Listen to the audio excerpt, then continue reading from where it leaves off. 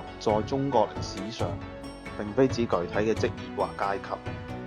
更加似係對某種精神正嘅人群嘅概括。咩係俠？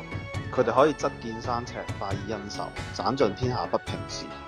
亦可以策馬踏歌，如潮江柱，慣看秋月春風；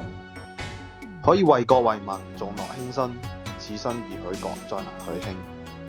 武俠文化絕非推崇暴力、神化中國武術，只不過係通過藝術嘅方法去表現中國本土特有嘅民族嘅文化精神。日本嘅武士道、歐洲嘅騎士精神、美國西部嘅牛仔文化，就都係一樣通過武嘅手法去表現情和義。雖然武俠小說嘅高峰停留在金庸、古龍時代，武俠文化都逐漸淡化，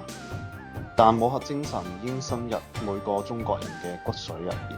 畢竟情與義係我哋人生嘅兩大主題。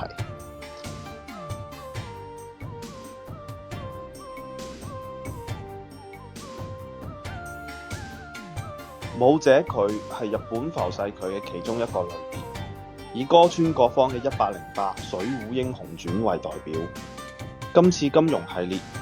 亦是學習咗武者佢嘅畫法，在作品中融入中國元素，帶俾大家不一樣嘅武林群